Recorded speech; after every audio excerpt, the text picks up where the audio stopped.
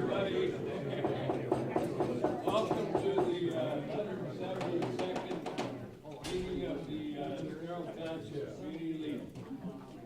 And nice to see so many of you here this morning as we enter the summer season.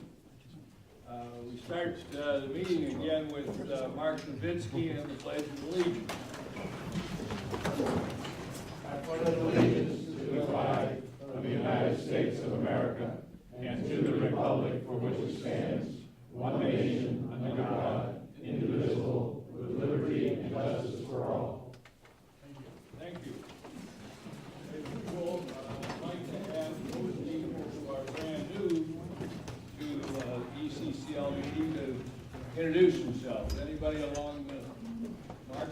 Hey, good morning. Mark Neal with Briggs and Stratton Generators. I'm Martiano with Integrity Electrical Services. Bernard and Gorbarutia with Integrity Electrical Services. Thank you, guys. Good morning. Yes, sir. We'll get more from you later. Anybody else along the, what is that, the north wall?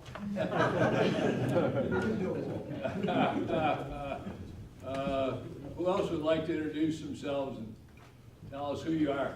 If you haven't been here before. You're all old timers? Okay, all right.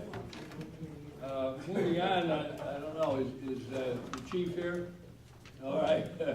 Scott Vanderbrook, the chief of the Estero Fire District. Good to have you here. Good morning. Everybody, Scott. I don't know, I haven't seen any newspaper articles come out after June 1st, but maybe I missed them. But we've gotten our preliminary tax value for the next coming year. We had an increase of about 3.55% over last year. In comparison, San Carlos had an increase of 8.75%. And it ranges from about 9% to, and it looks like 2% throughout all the fire districts throughout the county. The 3.55 is probably typical for what we would see. And San Carlos is probably typical for theirs because during the downtimes, San Carlos had a much greater reduction in property values than we did overall. So I think, you know, I don't know the whole technology or how it's determined, but I think it's starting to level out.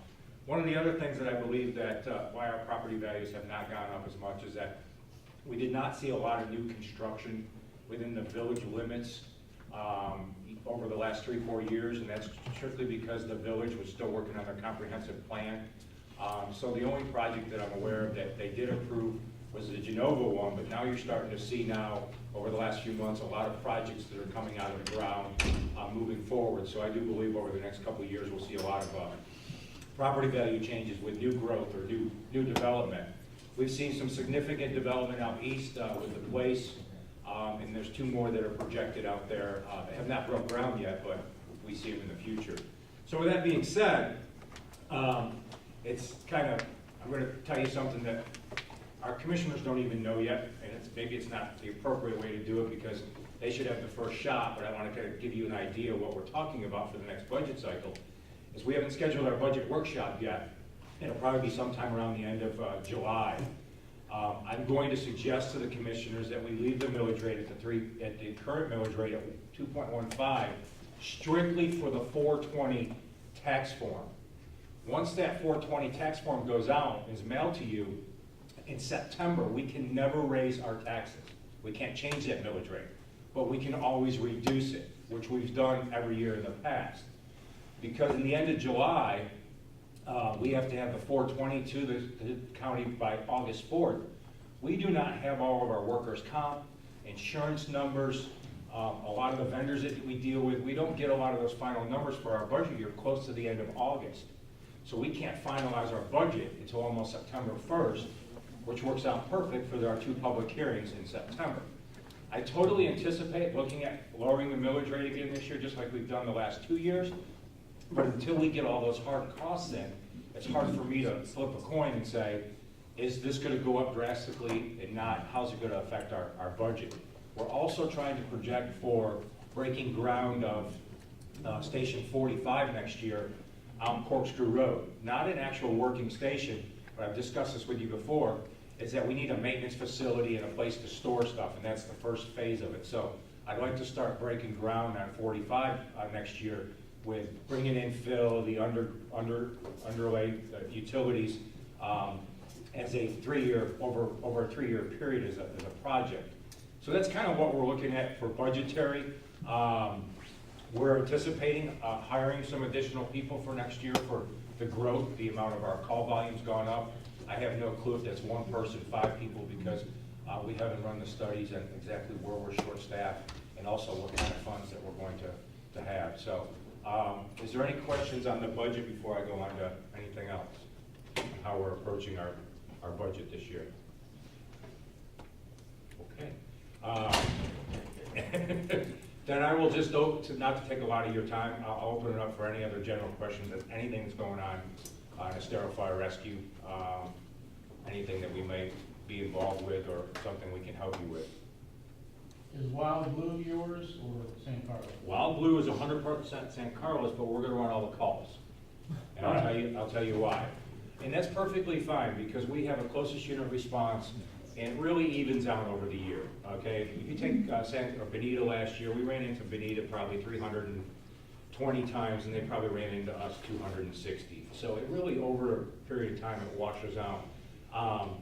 Because the entrance to Wild Blue is off of Corkscrew Road across from Bellaterra, we're gonna be the closest fire engine at Station 44. Otherwise, San Carlos would have to come down Ben Hill Griffin, go drive past our fire station, and then get into Wild Blue. Now, eventually, my understanding is Wild Blue is gonna go all the way through to Alico, and San Carlos is also in the process of expanding and building station off of Alico. So at that point, it'll probably even out, but the southern part of Wild Blue will always be ours. Yes, sir. Scott, where's your 45 gonna be located? We were donated 5 acres by the place, by Joe Camrati, and it's going to be out past 6 House Farms Road.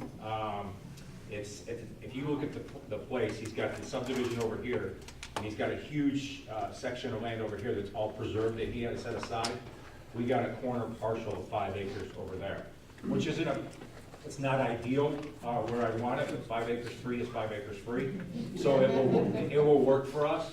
Because directly across from where our plant station is Pepperland and the other project that's going through development order in the county. So we will be kind of centrally located for those 3 developments out there, and eventually the 3,200 homes and commercial that will eventually be built out there over the next 5 to 7 years. Yes? When you share in call runs with San Carlos, even though it's designated for San Carlos, Yes. whose budget does that come out of? It comes out of our budget, just like, we don't change our budgets, okay, for that. We're part of a countywide automatic response. We were in Cape Coral yesterday for 6 hours with an engine and a ladder assisting them running their calls while they unfortunately had to bury one of their young firefighters. It's just something we do throughout the county. It doesn't increase our budget for that, because it's a give and take. You know, we run the vines, we run a lot of those other things, but if you take Tidewater, Germain Arena, and certain parts of Grandeza, San Carlos runs all those calls because they're Station 53. So it really is just a wash, and it doesn't affect our budget. Any other questions? Are you sure? Because the crowd I had last night was really rough. All right, thank you very much. Thank you, Scott. Appreciate it. Normally, we move on now to the village report.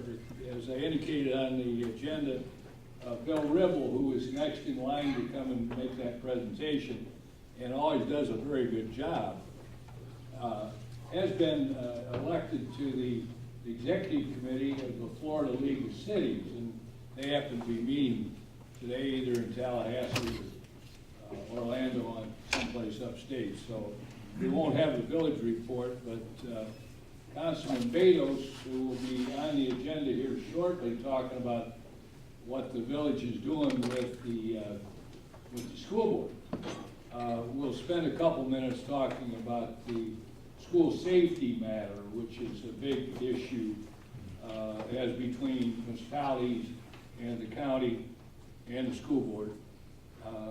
when he finishes his remarks. With that, move into, I don't have any announcements. If there are those of you who have announcements, want to make them. I don't see Beverly here this morning.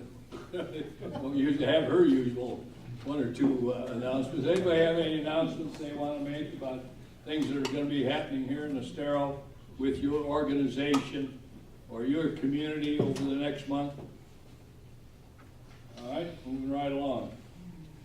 The next 10 or 15 minutes we've been spending each month on talking about issues in your communities. And last month was the second month that we've done that, and we had three, I think, very, very good comments that were made by people about things that were happening and needed to be brought to everybody's attention in their area. And when the board met, we had a conversation about that, about responding to those ideas. And so you can be assured that if you raise an issue about something that's going on in your particular part of Estero, where you think it would be well to have help from other communities, this is the time to do that. And so the floor is open for input at this point in time. Anybody? Yes, Joe? Thank you, Don. Good morning, everybody. I have been stopped in my community, and I sit on the board at Rookery Point, by a number of folks who have raised the issue about the pay increase that the school board gave to the superintendent. Let me just preface my comments, because for those of you who don't know me, I have been educated my entire life, and I still am an adjunct professor. And I have some sympathy for this. I have always voted for increases submitted by the school board because I consider myself a strong supporter. I personally now am in a quandary, and I know Chris is here someplace. I saw her come in. Right here. Yeah, Chris. I think that raise, as do a lot of your constituents and mine, and I wish I could have gone to the school board meeting, but I could not. That's really high, especially when you consider the teachers, like me here, who are down on the bottom of the totem pole. Do they get a 13% increase? Where am I going with this? As you know, Don, I spoke in front of the county commissioners, along with you and other people, including Chris, about resetting the impact fees, which would benefit our school system here, and not only in Estero, but the entire county. I think it's going to be a hard sell this time to the people in my community, and I'll assume most of the other communities here in Estero, that the school board now is going to come back in addition to this outlandish pay raise, and they're going to want us to continue to increase our property tax. Sales tax. Right, we got a sales tax referendum this fall. Might be counterproductive. Chris, you want to respond? Wait, let me just say one more thing. And then also, this doesn't really deal with you, Chris, personally or indirectly. You read in the newspaper, the new president at FGCU, just after being here 1 year, got a $100,000 pay bonus. I mean, this is crazy. And once again, I empathize with the teachers because that's where I have always been, in the classroom. And I'm just curious how they're going to propose getting the sales tax increase here. Chris? Okay, so when I first joined the board, the superintendent was making $185,000 a year, which was significantly lower than the average pay for a superintendent across the state of Florida. I brought up his pay with him. My background is in executive compensation and benefits. I understand what it takes to keep top leadership at the top of an organization. I am frequently told that we should run the school board like a business. There is no such thing as a CEO of a corporation of a $1.5 billion company that makes $209,000 a year. That's his new raise. Never mind $185,000 a year. Anyways, when I brought up his pay with him when I first joined the board, he would not discuss the issue with me. Why? Because teachers and support staff were below the 50% level as compared to educators and support staff across the state of Florida. He would not discuss his own pay until he got support staff and teachers at or above the 50% level. Teachers are now at the 55% level across the state, in Lee County as compared to the rest of the state of Florida. So I believe that it was incumbent upon us to pay leadership what it deserves. And if you look at his salary and his benefit package now, he is still below that of comparable school districts across the state of Florida. He runs the 9th largest school district in the state of Florida. His pay and compensation is below that of his comparable districts across the state. That's how I looked at it. I looked at it as a business decision. What do we need to do to keep this leader at the top of this organization? Because I think we can all agree he's doing a good job. He was the 4th superintendent in that role in 6 years. That brings tremendous difficulties to the staff of the school district. You need consistency and leadership at the top. Do we want him to leave? You know, we can only expect this guy to give his heart and his loyalty to this district for so long. He's been in the position for 3 years. Other people, other organizations are coming to him and asking him to leave and offering him significantly higher pay and benefit packages to include private organizations and other districts across the state. It's my opinion that we need him at the top. So we negotiated with him, and this is what we decided on. So if you had to replace him right now, you'd have to go out and pay more on day one without even knowing somebody's performance ability, right? In order to get somebody to Right. come So to this that's another district for that talking pay, yes, point. absolutely. But maybe to address some of these concerns, maybe I mean, it sounds like a market adjustment and some merit pay. Yep. And the points you made are very good ones, because you Thank can't you. expect top talent for bottom of the barrel pay. Right. Especially when you have a reputation of churn and burn Yep. at these positions. I Yep. used to recruit for a living too. Yep. So, you know, maybe somehow communication needs to go out as to the talking points, because you'd have to go out and pay, what, $250 to get somebody to talk to you? Yep. Plus a relocation, hiring Right. bonus, yada, yada, right? Right, And probably exactly. some guaranteed pay. Exactly. And the thing that this superintendent has done that I think previous superintendents did not do is he has done exactly that. He has looked outside the district for talent. This is, you know, this is not business as usual at the Lee County School Board. This is not business as usual at the Lee County School District. We are bringing in top talent from across the nation to lead the various divisions, and that's because of him. You know, he grew up here, but he's not. I'm sorry. I'm sorry. Let's try to get back. Does this mean that everything is great in your community? Because I'm not hearing anything about what's going on in the communities that we need to be concerned about. Dick? I don't think you have to be concerned about it, but it's a big issue for us in Fountain Lakes. When they brought from our Station 42 next to Coconut Point. You know, the flashing light's been there, went in 09. Took us 4 years to get that, and it's easily converted. That was one of the rules that FDOT required to a full working traffic signal. And they would never approve it because we didn't have enough east-west traffic. You're not going to get it come out of Rapallo and Fountain Lakes. Now with this hotel going in on the east side of our station there, we're making a movement. It looks like we may get that light, according to Mary Gibson and that neighbors I spoke to yesterday. And it's dangerous without a light. Right. We've been on record for a long time as supportive of that effort and would be happy to help in any way we can. And you know that's appreciated. Yeah. I remember when the young lady was killed going home from school, right, to... No, it was in the evening, but it was... Was it? Yeah.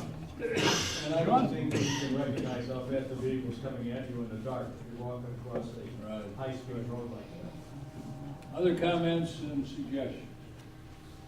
All right, moving right along, the next item on the agenda is the presentation by Chris Patricca and Nick Batos talking about implementing the Memorandum of Understanding that the two governments have recently entered into. And so with that, I don't know which one of you wants to start. Go right ahead. Well, I think I'll start because I'm gonna let Nick do most of the talking. As you guys know, Nick has really been driving this bus, and he's been bringing me along for the ride. Nick, I represent the entire district, so Nick is really able to pinpoint the needs of Estero students and Estero residents, and I think he's done a fantastic job of that. He has brought me kicking and screaming on a couple of the issues, but he's convinced me. What we have done together is we've met with principals. Principals have identified the needs in their individual schools, and now we're gonna work together to sort of prioritize those and see what we as a village can do to address those needs. I think that our meetings with the principals have gone really well, and you wanna talk about the needs that have been identified? Well, good morning, everyone. It's good to be here. As you all know, we signed the Memorandum of Understanding a few weeks ago, and Chris and I went to all the principals and met with them. I'm going to be setting up next week a second round of interviews with them to clarify some of the things that they've asked for or they've described to us. I've also met with Jim Gilmartin, who is with the ECCL outreach group, and we're setting up an organizational structure so that as we identify the specifics of the volunteerism that will be needed, will be requested, he will be setting out through his committee, trying to obtain those people, and we're reaching out to each of you in your communities to hopefully get some of the other people. So you'll be asked to communicate the need throughout your community, and then get back to him. Some of the needs that we've identified already are help with tutoring, whether it be a group tutoring with the teacher for English or math, where they're having a group of maybe 30 or 40 children, either after school or during the school day, and one teacher just can't handle the whole group. We're also having individual tutoring where that becomes a desire. They're also looking for mentors, people who are professionals or are successful in their businesses who can express what that business is like, to give them an idea or a glimpse of what that field is like. And then that probably will be done in an auditorium setting or in a classroom setting. But then if individual students have an interest in that field, we'll arrange to have that person meet them one-on-one with those people. One of the things that was a surprise to me, maybe I guess because I don't have, or I haven't had for a long time, children in the school system. They're looking for people to volunteer for big brother, big sister type thing. There are a lot of people who need to have once a week a personal touch with somebody to ask them how things are going or to encourage them. So we'll be asking for some things like that. We also will be needing people to go in and do specific projects. For example, some of the schools have a big problem with getting their students in the morning in a safe manner and to do it efficiently. So they need people out there like a guard with the cars. They have some of the people, they don't have enough. But it just goes on and on like that. We've also looked at their individual needs, financial needs, where they have projects that they've wanted or needed for years and just the school district doesn't have the money. Some of them are really difficult to understand, where they're security items that they just can't get the equipment. So maybe we can help them with that. Maybe we can help them with athletic equipment. But there's a whole spectrum of things. So we've started this. It's not going to be a short-term thing. We hopefully that this will grow each year. One of the things that I've made is an important point for me is that something like this, I think, as we hope, will become a model for other cities, but will become stronger here, because the stronger it is here, the stronger our community becomes, the more desirable people will want to buy here or build businesses here, and that makes all of our values of our homes go up. We've seen this around the country. But I want this to be sustainable. I'm going to be around for only a few more years on the board, on our council. And I don't know that we're going to find somebody on a council who is willing to do all of the things that Chris and I are doing right now. So we're trying to decentralize this and have people take on roles that will go long after I'm there or Chris is around. So we thank you for that, and sure. So this agreement that we have here in Estero is, while the school district would like to replicate it in other parts of the county, what exists in Estero does not exist in other parts of the county. This group, the people in this room who are willing to give their time and talent, we don't have this in other parts of the county. So the uniqueness of the Estero agreement is going to be your participation in our schools. And I said this the other day at Junior, I always want to call it Junior Olympics, Junior Achievement. Junior Achievement is, going into the schools, 258 graduate, and teaching a specific curriculum that is aligned with our standards. Jim Shields, you've seen him before, Mark Nowitzki, the passion that they bring to this volunteerism effort is really, really, really fantastic. And that's what exists in this room. And when we talk about a big brother, big sister type arrangement, what I want you to understand is the tremendous impact that you can have on a student's life. There are students in our system who don't have father figures, who don't have homes that they go to where there's stability. And if they had a person who would show up once a week and have lunch with them and just say, hey, how's it going? That kind of stability in their life can completely turn their life around.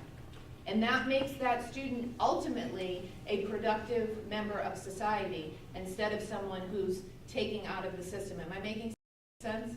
Like someday you could be that person who an adult looks back on and says, that guy changed my life, or that woman changed my life. If it wasn't for her, I would be someplace else. But because of him or because of her, I'm a successful individual. That's the kind of potential that exists in Estero that I don't see in other parts of the county. So I really, really invite your participation in this. You really can change people's lives.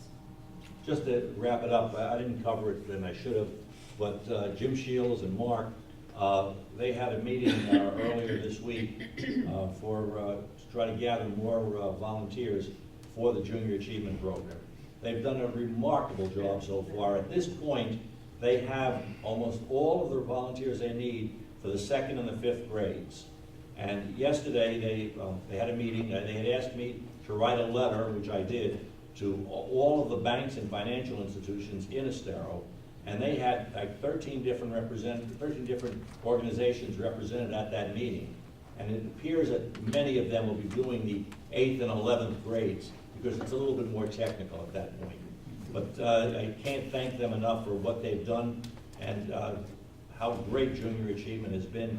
And those of you who have gone through Junior Achievement, it is an unbelievable program, and it just sets a tone. I mean, financial literacy is something that a lot of our schools don't get into anymore.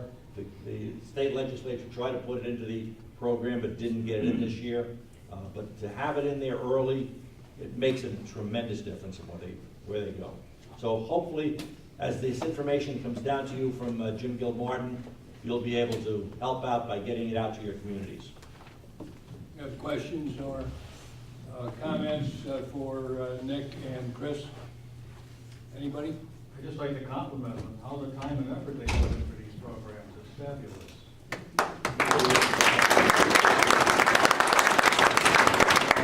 With that, I'd like to ask Nick to continue to talk for a minute or two about the school safety issues that are pressing at this point. Okay.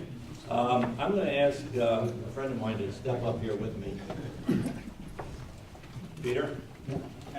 This is something that many of you are seeing now in the newspapers, on television, our latest movie star, last night's TV shows. To me, this is a very simple issue. There's nothing more critical than we have than to protect our children. There's nothing more basic than a county service of public safety. The sheriff's office is responsible for public safety for all the areas of Lee County, and the Lee County School District is responsible for education for all of Lee County. Up until just now, the sheriff's office has worked together with the school district and supplied officers on a 50-50 basis, dollar-wise, to all of the high schools, all the middle schools, and one officer for every 5 of the elementary schools. This year, the state legislature mandated there be one officer for each school. And our county manager and our county commissioners made a decision that they'll do that, they'll have that coverage, but just for the unincorporated portion of Lee County. And they expected that the incorporated portion, the school district would pay their half, and they expect the cities to pay that half. My feeling, and I'll let Peter take it from after this, is that we already are paying. Each of us pays to the county for the general fund, which includes public safety. It's never been separated. It's all together. It is true that there has been a time in the past where certain portions of the county paid for, certain cities paid for the SRO portion. But that was a very small period. And to me, the jobs of the police department are very simple. They have to protect us. Times change. At one time, there wasn't a drug problem, so they didn't have drug patrols. Another time, there wasn't a gang problem. They didn't have gang patrols. But they have to adjust. And now they do cover all those things under their core function. Today, unfortunately, we live in a generation where we have to protect our children in schools. It becomes a core function. What is more important than the protection of our children? Now, I think next Peter O'Flynn. Yeah, I'm Peter O'Flynn, I'm deputy mayor down in Video. I'm sorry. Yeah, no, it's fine. He's so famous, I thought everybody knows. So, good to always be with my friends. Just to add a few things. One is, Mike Scott, as you know, as our sheriff, has already put officers in all the schools. Right after Parkland, he put officers in all the elementary schools, in unincorporated Lee, and in Benita and Estero. He just went ahead and did it, because obviously, as Nick says, the first priority is safety of the kids. So, the only other thing to add here is, actually not add as much as to amplify. This is very straightforward stuff. This is very straightforward stuff. The law enforcement agency for Benita and Estero and unincorporated Lee is the Lee County Sheriff's Office. Protection of our kids is not a core service, it's far beyond the core service. It's a fundamental service. Mike Scott's doing that. And for some reason, the county commissions who over the last 4 years have paid, for the smaller numbers we have all of a sudden decided we're just going to pay for unincorporated. One other small point. Sometimes they point to the Cape and to Fort Myers Beach. Well, it turns out, just like we have different fire districts, there are 2 other law enforcement agencies in Lee County. One is Cape Coral, one is Fort Myers. The third is Santa Barbara is small, all right? But those are full-service cities with their own police departments. And by the way, the mill rate they have shows it, right? So we're government light, we're 0.8 mil. Cape Coral is 6 times higher city tax rate than in Estero, and Fort Myers about 8 times higher. So that's fine. They've made a decision a long time ago to build their own police departments. So their police departments are taken care of. But our police department is Mike Scott. So that's all I'm going to add. The other part of it, you'll be hearing a lot about this, and they're trying to point out, the county is trying to point out, well, we're not doing our share. I just want to point out to you that we are doing our share. Each and every one of us in our tax bill to Lee County is paying for this service. And there's no reason why they should ask us to pay double for it. Any questions? Yeah, I have one comment. I 100% support what you guys are saying. Just thinking about this, if it starts with the school resource officers, are they now gonna come back to you next and say, because there's 2 ambulances in Estero, the village has to pay half of the ambulances when we're already paying the tax there? Or, So I'm just, that's. Where does it end? Where does it end? that's a great point. I mean, I've said to the press already, next year, they decide, well, the sheriff's office is not part of the general fund. This is in my mind, this is exactly what they did with the 2020 fund. 2020 fund was a dedicated fund that would be spent, paid by each of us, to be paid, to use the purchasing land. A few years ago, they took it and melded it into the general fund, and now we don't know where the money is. It's our money. So it's the same exact thing. I guess somebody, a friend of mine right here, pointed out the best way of me describing it. For those of you that are from New York City, it was called the 3-card Monte, which is a shell game, and they're just moving things around. Kind of like a shell card. Peter, didn't you have some numbers that indicated how much more the residents of Estero and Bonita paid to the county property tax Right. versus what they paid to the 2 cities? Yeah, so we're donor communities, and I know Nick agrees, we don't mind being donor communities. We're relatively more well-off than the rest of the county. That's part of a democracy, you're a donor. So we're more than okay with that. But the numbers are pretty interesting. So, and most people don't realize this, you look on the back of your tax bill and you'll see it there. So Estero's tax rate is like 0.77, Bonita's is like 0.8. We pay to the county when you take the 2 taxes, library and general fund. Basic, more than 5, we meaning the residents here and in Bonita, 5 times as much in tax dollars. And so, To the county. to the county, right. So if you add up Bonita and Estero together, it's about, to the county, it's about $76 million a year.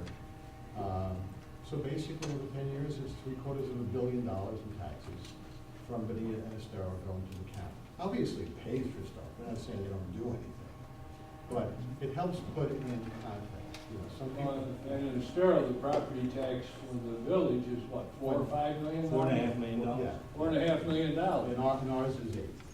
versus, what, Ours is 40? 8. Yeah. If we So, merge. order of magnitude is Try again. Any other questions or comments on this issue? Obviously, it's going to be part of the county's budget process, and we're involved in that in terms of Bob King and I with respect to their CIP and the funding for the road projects, the county road projects, including Corkscrew Road. So we'll be there, and if everybody agrees, we should speak to this issue. What do you think? Yes. Okay, good. Thank you, guys. John, can I just draw a distinction? Can I point Yes. out one thing in the law? So the law requires the superintendent and the school board to negotiate, the law requires the superintendent and the school board to partner with law enforcement agencies. We have partnered with Cape Coral, who has their own law enforcement agency. We've partnered with Fort Myers, that has their own law enforcement agency. We've partnered with Sanibel, that has their own law enforcement agency. Bonita Springs, Estero, Fort Myers Beach don't have their own law enforcement agency. So we're attempting to partner directly with the Sheriff's Department, which is funded by the Board of County Commissioners. So when people say, well, why should Bonita and Estero be treated differently? They don't have a law enforcement agency. So to me, when I read the letter of the law, I completely understand what's being said here. That's my perspective as one board member. Right, yeah. Who's a graduate of law school. Yes. So, with it, thank you, guys. And Nick, you're gonna stay up there and introduce the next topic? Okay, today I've been asked just to introduce some people that are here. Let me just give you a quick reasoning why they're here today. After last year's hurricanes, a lot of us realized that we were less than prepared. Maybe we should have been prepared for it. And in my community, the Shadowwood, and in the Brooks, we had a lot of homes that were out without power for a long time. We had problems around the community with the same type of thing, people being without electricity for 10 days, 2 weeks. in Shadowwood, they put together a program, to try to put together a program where they would make available to the residents a package of a whole house generator with the electricity, the electrical work being necessary to tie it in, and if you needed propane, with that also. This is being done by different people in different places, but one of my neighbors used to be the vice president of Briggs and Stratton, and he put together a program and told me about it, and I thought it would be something that you would like to hear about for those people who are interested in it, or just pass it out to your communities if anybody is interested in it. At least it's a package, it's all done together. You won't have to go around to 3 different people. And also, I think you'll find, if you start shopping it, the package they put together will save whoever's going to be doing it $2,000 to $3,000 for each installation. With us today, Mark Neal from Briggs and Stratton, and he has a team of people with the electricians that'll be here with it, and he'll introduce them. Thanks, Mark? Nick, appreciate it. Honestly, thank you for your time. My name is Mark Neal, I'm with Briggs and Stratton Generators. Everybody knows Briggs and Stratton, well, I wouldn't say everybody, but most of the people in this room knows Briggs and Stratton. They've been around for 110 years.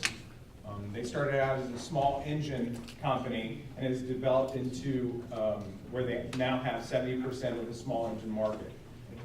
Most people don't realize that we do make generators. It is a byproduct of our company. We are an engine company. We're a $2.4 billion small engine company. The generators is just a small part of it. But if you go out and do your research and find information about Briggs and Stratton, we are top rated when it comes to our generators. That being said, we don't really promote like what we should. There is a gorilla in the state. We are never going to promote like them because we are an engine company. Now, we have been teamed up with Integrity Electric for over a decade now. And Omar, who is the owner of Integrity Electric, actually has a Briggs and Stratton generator on the side of his house. He had 14 family members stay at his house during the 8 days he was out of power. That generator never failed. All right? Now, Briggs and Stratton has been in the market, like I said, with generators for about 15 years. We initially teamed up with GE, which I'm sure you guys are all familiar with GE after so many years. GE wanted to get out of the generator market, so we took a lot of their technologies and incorporated it in with our engine. So our Vanguard engine, which you can go to any lawnmower company in the United States, will tell you it's the best engine and most reliable. They use that engine to make a money off of their business. And that being said, shows how reliable our product is. Now, in the brochure, on the very back page of this brochure, it indicates that there's a 6-year warranty on our generator. That's bumper to bumper. Parts, labor, travel. You can't even get that with a car nowadays. We've upped the ante to where it's now a 10-year warranty on our generator, bumper to bumper. Exterior is going to be aluminum enclosure. The base is stainless steel. With that kind of warranty out there, you can't even get that with a car. This is sitting on the side of your house, nice and pretty. Yes, it's an insurance policy for you. But then again, with a fire chief in the house, I can tell you right now that he doesn't want to see a portable generator going into anybody's garage. This is honestly a safe feature for you and your family. It could also potentially help you later on in life when you go to sell the house or have to potentially move out of that house. It could bring value to the house. A 10-year warranty is fantastic, and it is transferable over to the next owner. Here's some of the features that really help Briggs and Stratton sell itself. Is a lot of times we have issues as far as installation of the generator and how it exhausts. They need to be 5 feet from the window. Briggs and Stratton came out with the fact that it'll exhaust out of the front of the generator. With it exhausting out of the front of the generator, it eliminates a lot of that 5-foot rule that the county has imposed upon your house. With the 5-foot rule, if a generator exhausts out of the side on either side, it might have some problems placing that generator. So we put it to the front of the generator. And like I mentioned, it's got a sloping roof, So water won't be standing on it. It's an aluminum enclosure, like I mentioned earlier. It's a spring roof, it'll stand up. It's gonna have 24/7 monitoring, is the capability. User-friendly control panel, high-performance premium-grade Vanguard engine, like I had mentioned. Electronic governor, so it won't overpower your house. It doesn't short-circuit your electronic equipment. And convenient fuel selector, which helps out with OMAR as far as either as propane or natural gas. And an economical lead battery. Another option is there's a different battery that you can get that's a little bit longer lasting. I can't think of it right now. It just escaped me. But there's another option on battery that'll last a lot longer. It's a fantastic generator. Now, that being said, and I'm trying to keep this short for you, with the 10-year warranty, it's hard to compete with that. And if anybody has any questions, I'm here for you. And like I said, we've teamed up with Integrity Electric, and with the Symphony Power 2 management system, just one more thing, if I can, Bob. What this does with the Symphony 2 power management system is it manages your home completely. So you don't have to worry about whenever the power goes out, this is going to manage it for you. With that being said, when you go to turn on your oven, that oven will come on. The air conditioner will be running. All your lights, your computers. The reliability of this is incredible in the sense that if you need an oxygen machine, a CPAP machine, this is going to control that for you, and it's going to be a learning system for your home. Do the research. Understand what you're buying when it comes to a generator, and just really go to the, just do your research. I know my dad has enjoyed his generator since I sold it to him, and he wouldn't get anything else. But so teaming up with Integrity Electric, with that 10 years parts, labor, travel, factory warranty, aluminum enclosure, stainless steel base, concrete pad, 200 amp service interest rated switch, which Omar will install for you. Info hub with 24/7, I missed the 7 on there, sorry about that, monitoring. He'll have it installed for $10,500, flat rate for you. So you don't have to hear someone else got it at a different price than this person. We've set it up as one solid fixed price for you. Questions from Mark? No. Go ahead, over on the other side, Bob. I have two quick questions. Is there a minimum number of folks that have to avail themselves for No. it? And the second question is, if you need propane, which a lot of folks do, this did not include the installation of the propane tank. No, it does. It does? Not the tank itself. The Okay. tank itself is not included. There's lots of homes out there that have the natural gas already in it. The ones that Oh, don't. that's right, I'm sorry. Yeah, we can get the tank installed. It's a turnkey product. You don't have to deal with anybody else. Fully licensed and insured, by the way. Been around for over a decade. We've got plenty of referrals, but the gas tank itself is not. There's lots of homeowners that like to lease tanks. Some homeowners don't want them buried. So there's so many different variables when it comes to the tank itself that we just don't include that in the package because it's gonna change the package around too much. And that's when you start to hear from different homeowners, well, they charged me this much and they charged me that much. We made a one package deal for all of Village of Estero. This is a special deal. I don't think there's anybody out there that's gonna do it any different. Working together with Briggs, we've been together for so long, we were able to come up with this. I live in the area as well, have property in the area as well, so we wanted to pass it along to the Village of Estero. This is the only extra, and the installation of, the cost of the tank and the installation of the tank. Right, the size of the tank could change too, because maybe you want a 500 gallon, 750, 1,000, you might have a good property. Not only that, they lease tanks as well. They lease tanks as well, so you have that option with AmeriGas to lease the tank yourself. So again, there's so many different variables and so many different types of installations that it's hard to get part of them done. Right? What was your next question?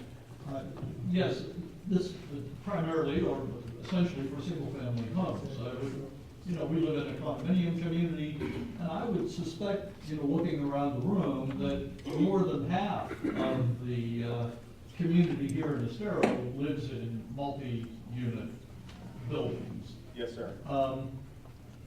How do you provide backup power for the 6 homes in our building. Surely I couldn't install one of these to just power my unit. No, you wouldn't want to. Well, I don't. But more Being your own dentist, you know. importantly, I don't want my neighbors to do it either. So. That's correct, and that's why we have HOAs, right? Yeah. Thank you. But what, do you offer a solution at all for, you know, there are 6 homes in our building. I mean, what if the 6 of us decided that, With lot lines and items like that, it's very challenging because of the LP tank. It's gotta be 10 feet off of the lot line with an LP tank. just not, thank you. There isn't. If you have natural gas though, we might potentially be able to, Thank you. yes. Bob King and then. No, we'll raise the issue that I had. Okay. My question is installation. Estero has, you know, the installation of air conditioners, maybe Estero now has a new rule where it has to be up 3 to 5 feet off the ground now. Would that also be the same thing with these? As far As far as raising it up. Yeah. correct. This includes a standard package installation. Once you get past that flood zone, then yes, there will be an additional cost for the raise. For raising the. For raising. So that's a very good question. If you're in flood zone. Well, and what type of additional cost? Not put me down to the figure. It all depends on the height, but for instance, we just did one out in Corkscrew Shores, and it had to go up 10 inches, and it was an additional cost of $450. To raise it up. Other questions, before we, go ahead. Apropos what you were saying about the community, like basically a condo. Have you considered doing anything that's like a clubhouse? Like us today, we were talking about that in preparation for a hurricane, to have a generator program for our clubhouse so that people can avail themselves of, you know, in an emergency. Have you considered anything like that? Oh, you got, We can, you would have to call in Omar to Integrity Electric, and he can come out and take a look at that, because every situation is going to be a little bit different. You might not be able to run that clubhouse on a 20 kW generator, but maybe a 35 kW. If I may real quick, we have done it.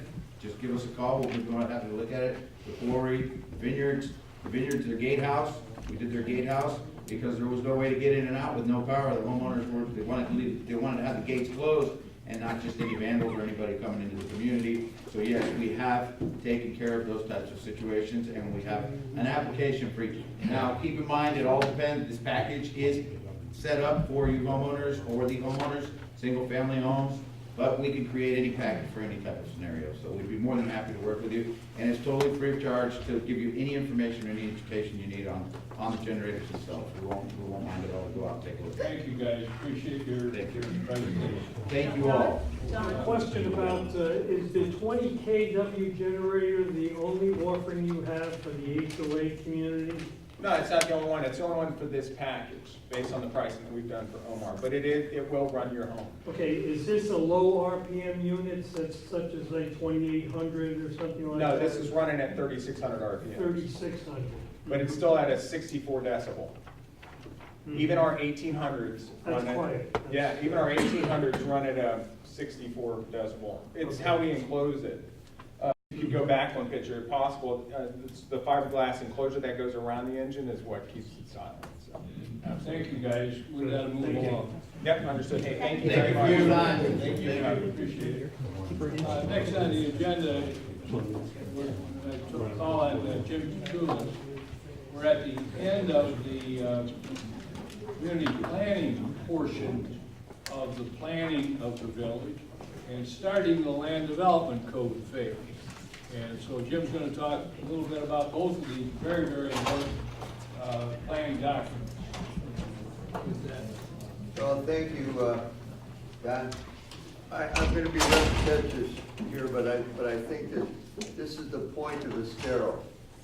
Estero is a community where everybody has an input in what do they want in the community, and we've got a device to be able to allow that to take place. So this last year, the council hired LaRue Engineering with Johnson Engineering to put together the main focus of the comprehensive plan. And once again, we said the comprehensive plan was a wish list of what you'd like to see the village be in the years ahead. We spent 12 months taking each section of the plan as far as, recreation, safety, communications, all segments of it were funneled through the planning and zoning board, and it was announced that every month there's gonna be a different section, and whatever interest you got in that section, come participate and communicate. Now it came to the point where it's finally finished. Our plan had to go to Tallahassee. Tallahassee reviewed it. They sent back a critique of it. That critique went to our village staff. The village staff now has come through with their recommendations, and that village staff recommendation is going to be presented to the village council the next meeting in the 13th, and the village council will then either approve it or come up with some kind of changes they may want to see. And then they'll put that to rest. Now what's happening, and it just started, the kickoff, is that we're now going to the land plan development portion. In other words, we said that there'd like to be an apartment building here. We'd like to have houses over here. We'd like to have stores over here. That's a general statement. How big are those apartments going to be? How many units should they be? What kind of density should we have per acre? The height of them, the size of them? How much parking are we going to require for those units? This is what we're doing now. We're going into the specifics. And so the village, they had a contract with Clearing Engineering. They just approved it. And they also had a contract with Johnson Engineering. Johnson Engineering worked with LaRue. They did all the planning and all of the design. So there's a continuation of what took place before to what's going ahead. You'll see that just like the comprehensive plan had a section each month for a particular subject, this is what's going to happen with the land development plan. There will be sections each month with different parts of the plan. We will announce it, so ECCL will keep you informed of what subjects are being discussed so that you can come and do your input. So June the 19th at the Planning and Zoning Board is going to be our kickoff for the next phase. I would urge you to continue being as representatives of your communities, giving input to us so that we can put it through to the consultants and come up with a plan for the use of the dream. And that's, I guess, that's the way to put it. We've got the dream, now we're going to put how we're going to implement the dream. So thanks once again for all your participation. We'd like to see you as active as you can to make Estero what we want it to be. Thank you.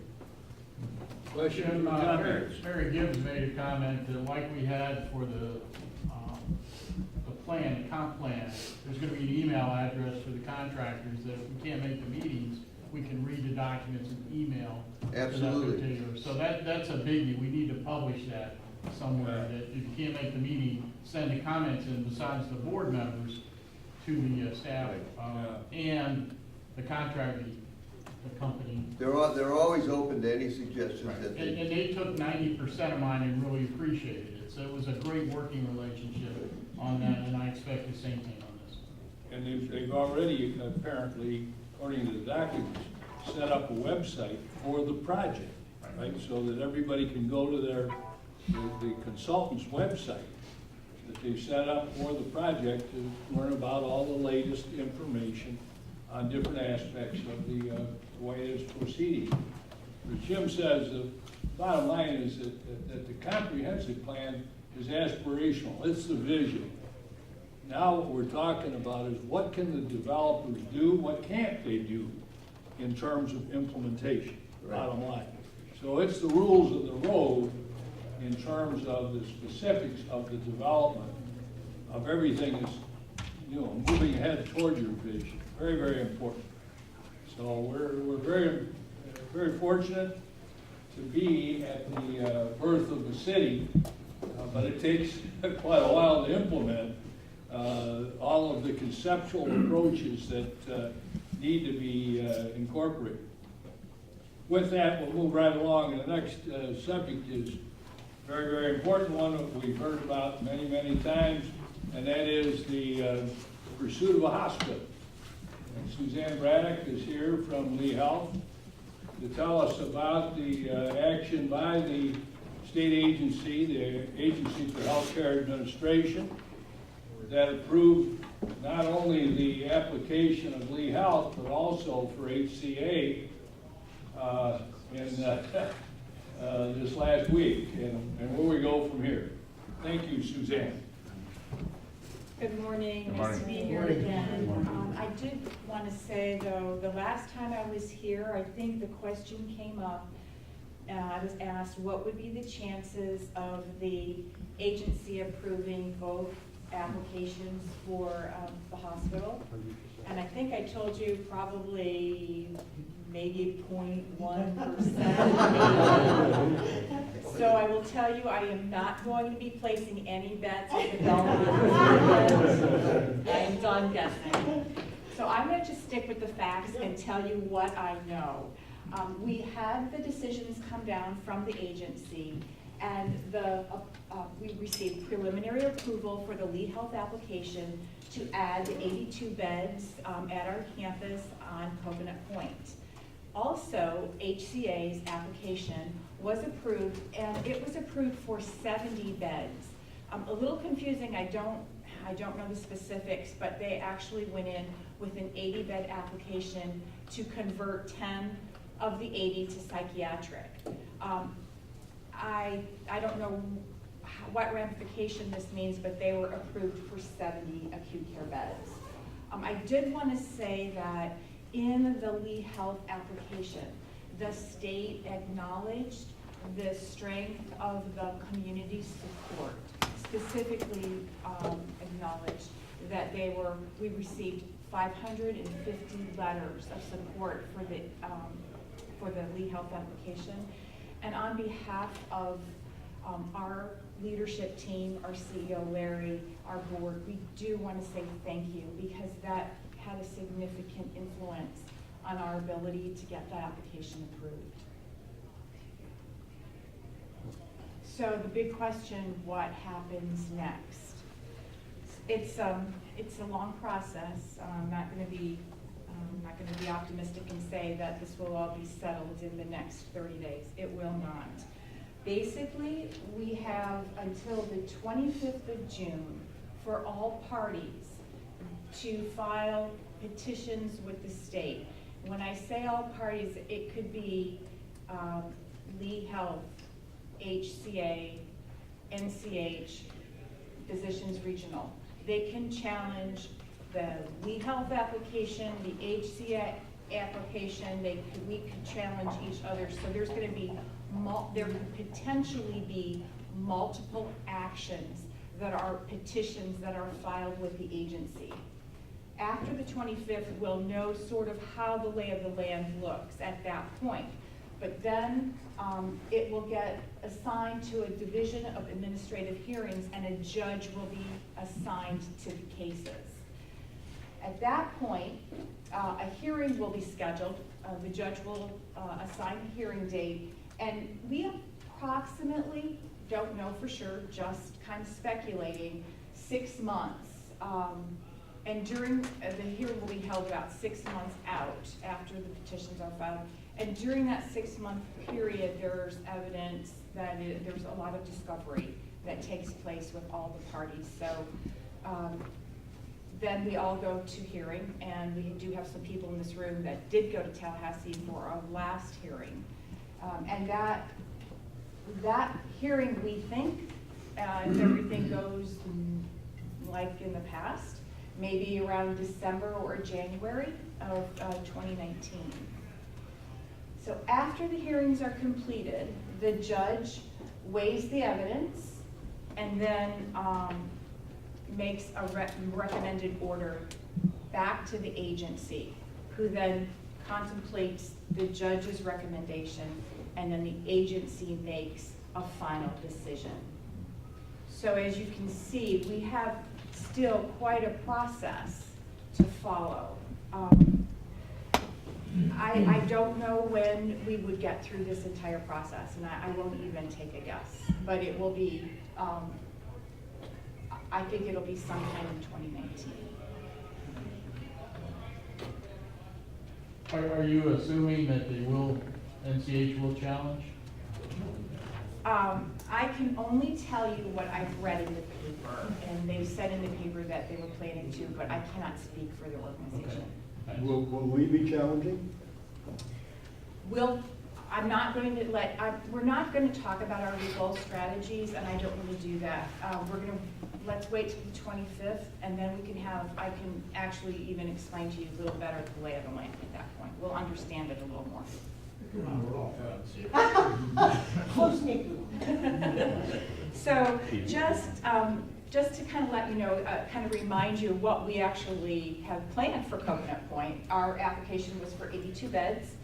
We actually, in our design, a preliminary design, very high level, added an additional 20 observation beds. We are planning to add 4 additional operating suites to what we are currently building at Coconut Point, along with a cath lab, and then expand our diagnostic support spaces, administrative spaces and things that are needed to run a hospital.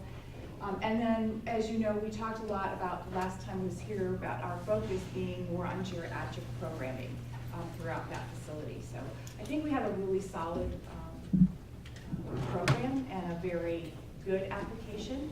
We'll just have to go through the process and see where it stands. So in the meantime, that's just a rendering of what the hospital tower could look like if we go forward. It's a tall building. It goes up 4 stories. But in the meantime, we continue to work on our building at Coconut Point. That's a picture that was recently taken. Our progress is we're moving strongly forward, planning to open in December. So I did want to let you know that we have launched yesterday a special web page for Coconut Point, so you can go and check it out if you'd like to. It has a portal for employment if people want to apply for jobs. It gives you a lot of information, a place to connect with physicians, a lot of information on the services that will be there. And I found it, what I did is I just went to the leehealth.org website, and then in the search engine, I just put Coconut Point, and then it led me right to the page. It was the easiest way to get there for me. But now that you're there, can you tell us how looking into that? I'm sorry? Well, you know now what the address is for the page. Do you have that? So, no. I did it the easy way. I went to leehealth.org and then put Coconut Point in the search engine, and it just led me to the page. I can get it for you though, if you'd like it. I can email that to I can look it up right now, and then we can make an announcement in a minute. Oh, okay. To clarify. Thank you. Yep. Yeah, there's a slash or something in there. I think it's a dash. It's complicated. Yeah. Where is the proposed site for the ACA? I don't know the specific site. I can only tell you what was in their application. They, in their application, they said in the village of Estero, zip code 33928. Great. So they would be held to some area. That was adequate for the reviewers, I guess. Yes. Okay, thank you. Other questions for Suzanne? I have a question. Yes. Suzanne, the 20 observation beds, that's in addition to the beds that are already going to be in 24/7? Yes, we have 9 observation beds in phase 1. So there'll be 29 total. Thank you. I've got a question. Yeah, go ahead, John. Right now, if somebody needs some emergency help, they go to the urgent care center that's close by. Would you say that instead of going to the urgent care after December 1st, they should go to this facility? So yes and no. If you need emergency care, you go to the emergency room. If you have an earache or ingrown toenail. Don't go to the emergency room, go to urgent care. There is appropriate times to go to an urgent care, and you don't necessarily need emergency care. We actually talked about this yesterday, about doing some education about when do you go to an emergency room, when do you go to urgent care? Because you can always go to the emergency room, but you're gonna pay for the level of care and service that you're gonna get in an emergency room that you may not really need. I think that that would be a very important thing to educate the people Yes. around here to go, where do you go for what? Right, right. And Alex, as he moves on in his role, will be, I think, very involved in that. Yeah, we'll do that for sure. Yes. Is there gonna be an urgent care in the facility? No, No, it'll just be we emergency. got one right next door, Benita Community Health Center. That's an excellent segue. Many of my neighbors have asked, so what happens to Benita Community Center? I know it's a joint venture. Is the plans just to continue it as it is today? Or? Yes, yes. It'll continue. Thank you, Suzanne, very helpful. Thank you. I'll be back again, I'm sure. Yeah, yeah, we'll probably have you back next month after the 19th. 25th. 25th. I think there's a... Don, I have the website. It's Yeah. leehealth.org/coconut-point. Dash point? Yep. That's what I would have expected. And I will email this, I will email it to you, Don, so you can share it. Right, we'll distribute it. And of course, all of these the slides go up on our website. So the information that Suzanne has presented about this schedule, all that kind of stuff, that will be on the website, on our website. With that, right? Can we have a round of applause to celebrate the?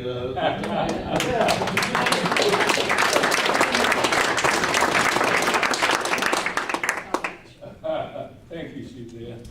There's always a next step, unfortunately. There is. We'll get there, we'll get there.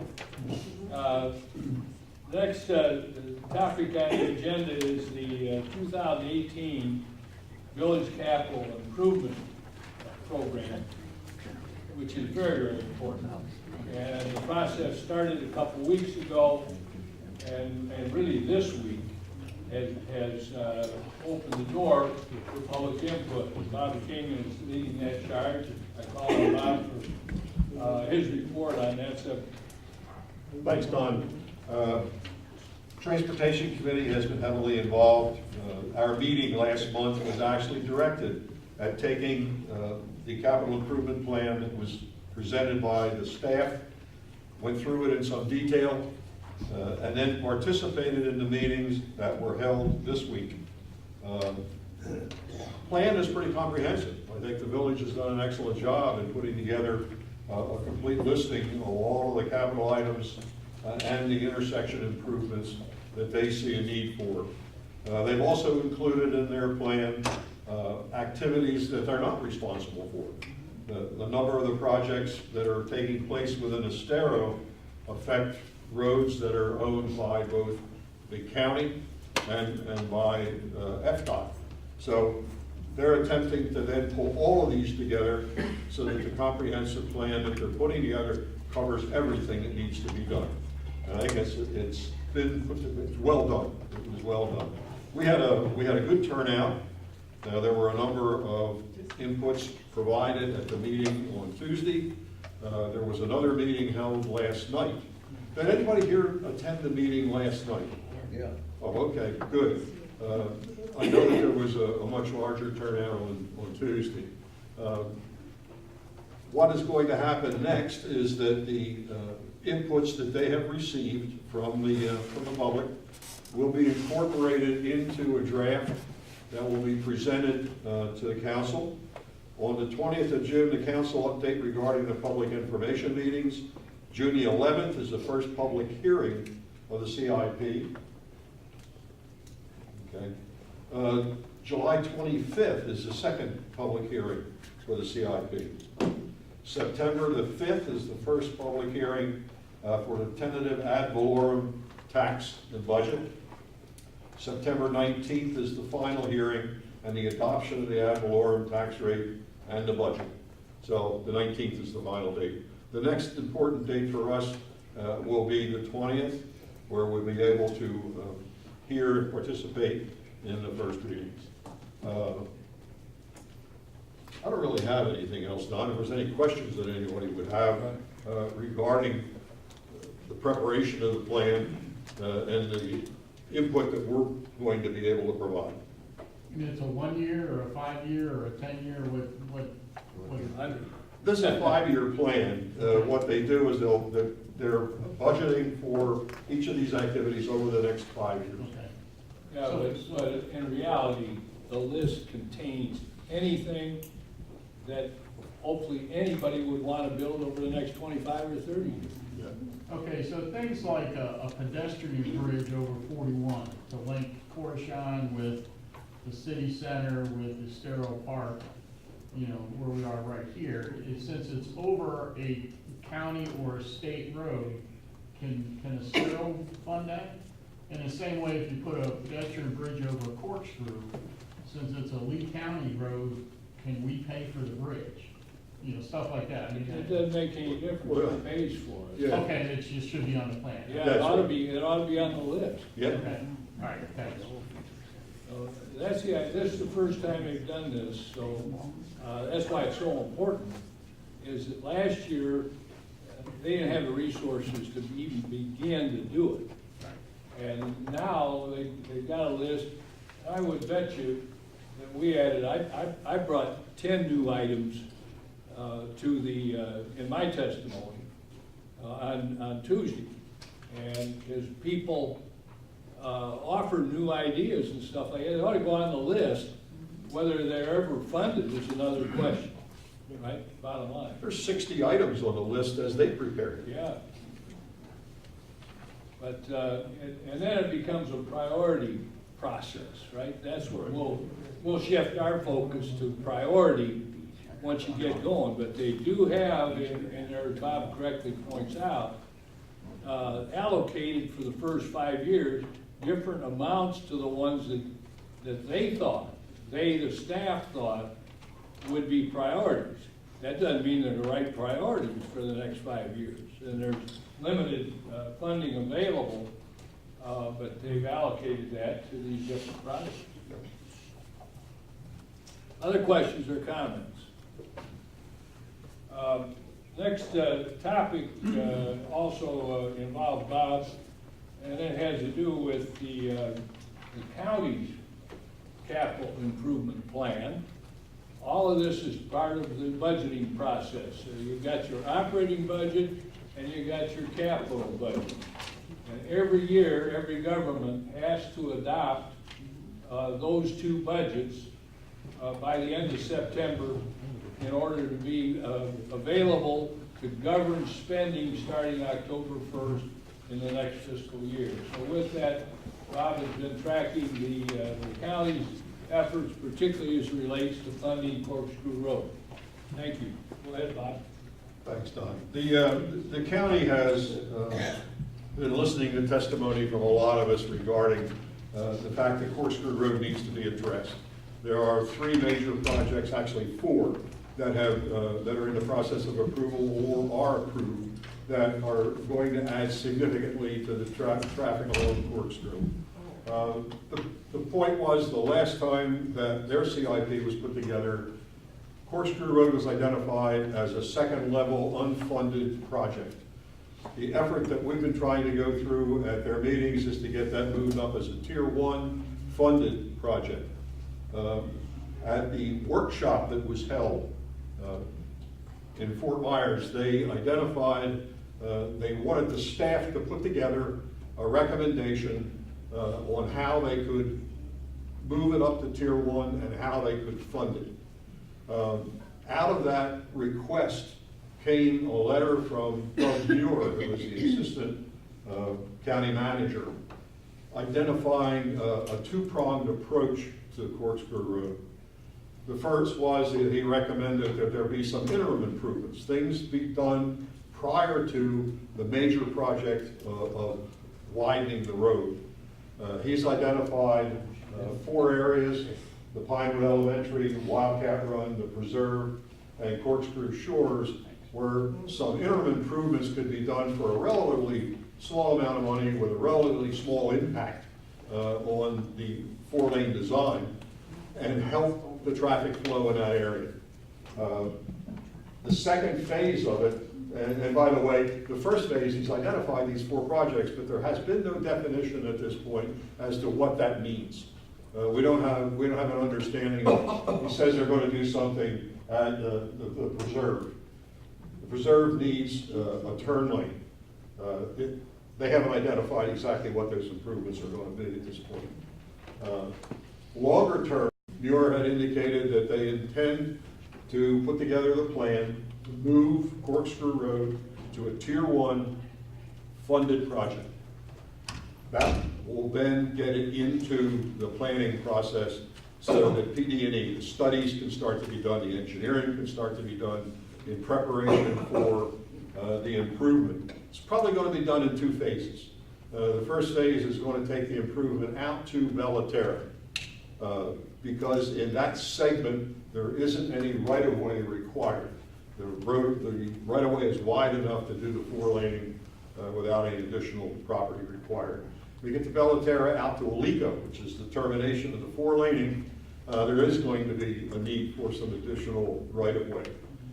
So they put that into the phase 2 of the program, so they have the time then, or will program in the purchase of the right-of-way and then the final construction of it. They have a series, is there another one, Pete? Do we have any on the scheduling? No, that's Estero Park, right? I think I had something, and I don't remember what I did with it.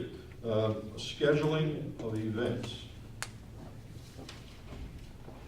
No, I don't. The only other piece of this puzzle was that there was a study being done by the county. They hired AIM Engineering to do a traffic study to take a look at Corkscrew Road. They've done some of that. They have come back and said that you do need to widen it. The next phase was, let's tell you how much that's going to cost and more details about when we're going to do it. They were supposed to have all of this done, and I mentioned it to all of you last month, that by the end of May, we were going to know the costs associated. That's task 6. Task 7 and 8 are more environmental, and they would also be done. I took this off of the website that they put together, and as you can see, it says, coming soon. At this point, I'm done making projections. I have no idea what that means. They're hopefully they'll find out pretty soon, because it needs to be integrated into their capital improvement plan. It needs to be budgeted. So I hope they find out pretty quick. But that's where that stands at the moment. We're just this thing's over a year late now. Don, I don't have anything more unless there's some questions regarding what the county is doing on their capital plan. Yes? Yeah, I attended both the county's CIP and the only concern I have is a difference in the dollars that Estero they put in their CIP. They put in $13 to $14 million for phase 1, and we heard higher numbers from the county. So I'm just expressing that as something we need to further investigate. Yeah, I think, Lou, that we need to keep an eye on that. The $13 million number, I think, was something that was put in by the village staff. I've seen a number of $32 million, which came out of the study that was done for impact fees. And there's another number that is in the 2040 long-range transportation plan from the county at $74 million. I'm sorry? They explained it last night. Oh, they did? Yeah. Maybe you can help us out, Peter. Last night, the city people mentioned the reason why there is such a discrepancy, or difference, might be a better word, between the 15-some million that's in this and the 50 to 70 million is that land acquisition from Bellaterra to Alico Road. that land needs to be purchased because it's not currently owned, and that's the big ticket item there. Wow. That's quite expensive property out there. That's how it was originally classified. Thinking that was this phase one, not, you're talking about the land, then you're talking about the whole project. Past Bellaterra. Yeah, it's phase East two. Bellaterra. Yes, sir. Yeah, I don't believe either one of them. Are there any plans for work between Three Oaks and 41? Yes. There is a plan for between Three Oaks and 41. No, I'm sorry, the other way. From Three Oaks to Ben Hill will be 6 lane. And that is also going to be incorporated with improvements that FDOT is going to be making to the interchange at 75. So they've identified, the AIM study did identify this much at least, that 6 laning is required from Ben Hill to Three Oaks. I haven't seen anything on widening of it from Three Oaks out to 41. That's 4 lanes now, and apparently is still looked at as adequate. And it's That's unfunded. what I'm concerned with, was from Three Oaks to 41. Yeah. You're saying that there is, I mean, if there's no plan, then it's not even gonna be close to being done in the next 30 years. So, so if there's no plan, thank you. Yeah, and there is nothing that I have seen in the plans that would change that road from the 4 lanes that's there The now. county does own the right-of-way in order to 6 lane, okay, but there's no plans to do it. No, plan is up. And the key section on Corkscrew there between Three Oaks and Ben Hill Griffin, that can't happen until the interchange is improved, which is $80 million project. So that's a long way off, even though it is one of the 3 or 4 failing segments in Lee County. Has been for a number of years. Thank you. Oh, yes. Conclude that, Don, the next meeting of the Transportation Committee, at which time we're going to continue this activity and looking at the CIP for the village and for the county, and we'll continue to advocate for those changes and those inclusions that we feel are appropriate. That next meeting is on June 21st at 9:30 at Fine Mark Bank. And I guess I'd just like to acknowledge the fact that Fine Mark Bank facility has really been a friend to ECCL. We use their meeting room on a number of occasions, and these people are hospitable. They provide us with not only a meeting room, but with refreshments and access to their electronic equipment. And I'd like to acknowledge the fact that I think they have been a real help. Thank you, Bob. Thank you. The next subject I'm going to cover rather quickly because there's nothing we can do about it. This last week, the village council voted 6-1 to choose to do the Estero Parkway improvement in a 4-lane high-speed road configuration with narrow lanes. Not, in my judgment, not a very safe decision. But in any instance, it wasn't too surprising because the people in the Cascades and also the people in Bellalago were very, very vociferously against it and voted so in the poll, the survey that we took. And the same was true to a degree, although it wasn't expressed nearly so loudly as in Rookery Point. So three of the 4 major communities there on the Estero Parkway were opposed to the roundabouts that were involved in the 2-laning of the road. Okay. In any instance, we did do we thought before this meeting that it would be worthwhile to try to find out about the attitudes of everybody in Estero, not simply the people who lived on that road, by doing a survey.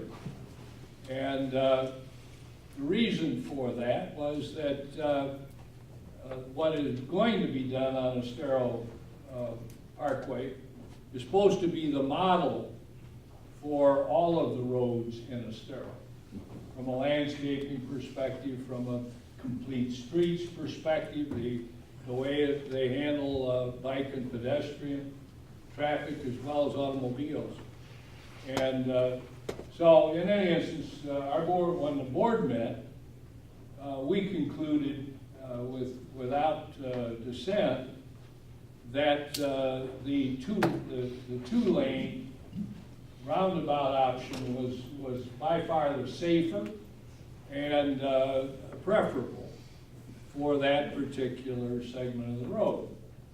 And so we ended up sending out a survey, and surprisingly, in 5 days we got over 1,100 responses. And of those 1,100 responses, I've been trying to make this as brief as possible. Approximately 2/3 of them were from people outside of the roadway, okay? A third of the respondents were people who live on Estero Parkway and 2/3 from elsewhere. Before I give you the results, and which I guess you can already read up there, let me just say that there is an outfit called the National Cooperative Highway Research Program. It's been around for 40 or 50 years. It's associated with the Federal Highway Administration and the federal road empire, which is very, very large. Anyway, and since they've done about 700 studies, one of those studies had to do with public attitudes toward roundabout changes, about roundabouts. And that study found that prior to the installation of a roundabout, that 68% of the people were opposed, were very negative or negative about the prospect of that roundabout.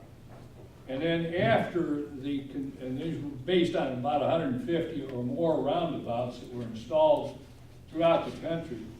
After construction, 73% were positive or very positive about the roundabout. So in putting out the survey, we knew that if you got anything, even with our recommendation in there, that we thought the roundabout was a better solution, that we weren't likely to get some big numbers because of the apprehension of this kind of a change.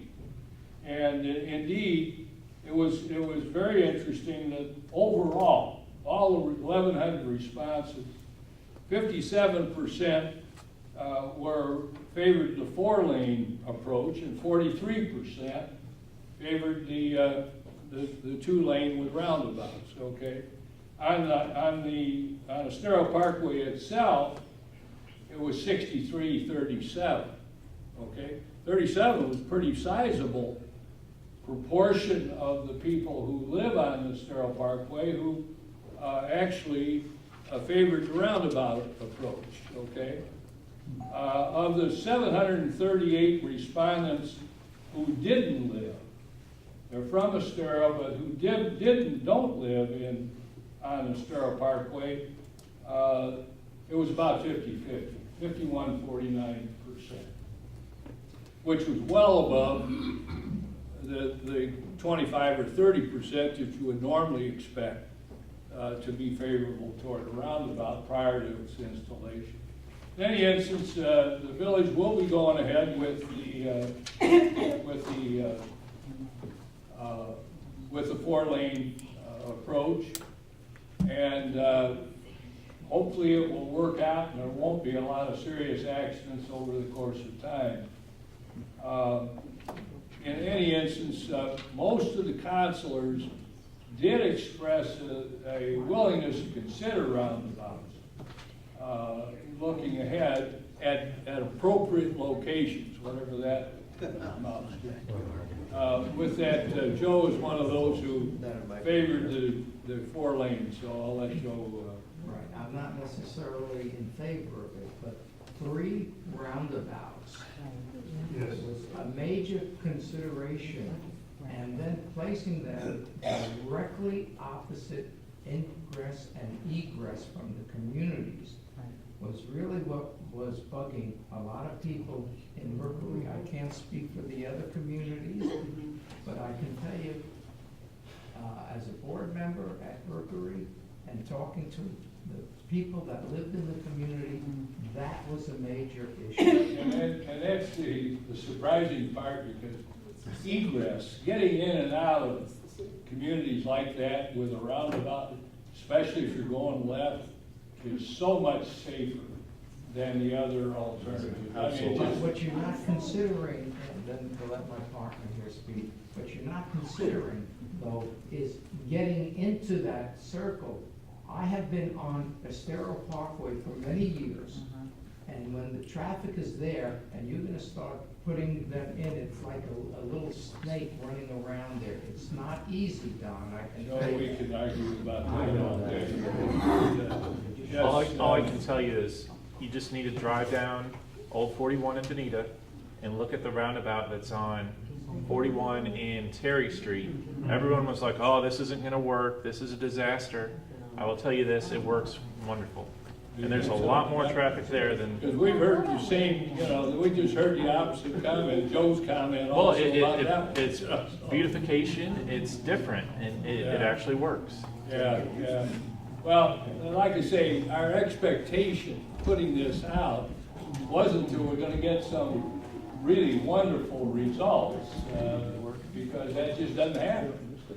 But I guess I really wanted to talk about this a little bit today, because Bob has made several presentations about roundabouts, and anybody who's, as we have, participated in so many meetings at the MPO and with the FDOT, or these Florida Department, they're both big advocates of the use of roundabouts, and studies are going on, and they're being implemented here in Lee County and elsewhere willy-nilly.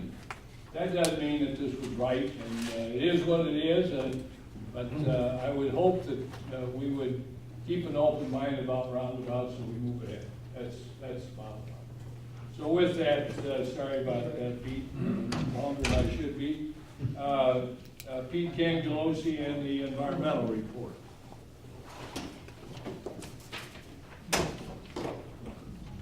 Okay, thank you. I just wanted to talk just a few minutes about a big deal that happened with the Conservation 2020 program. In mid-May, the Board of County Commissioners met, and they met in a workshop, and they decided several key issues that came out of that. One was that they will fund Conservation 2020 at a rate of about $3.5 million a year.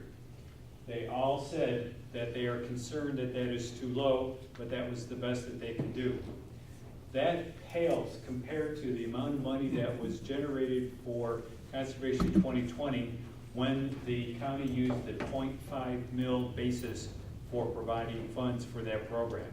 So after a year and a half ago, when 84% of the voters in Lee County showed, yes, this is an important program, keep it up, they still fund it to a fraction of what they have in the past, and they say that, well, we don't know where we can get more money. Those who were talking about funding the police and the county not funding the sheriff in the school district, well, here's one reason. They don't have the money that they should have had they raised the impact fees. Sorry to say that, didn't want to bring that in there, but it needs to be stated.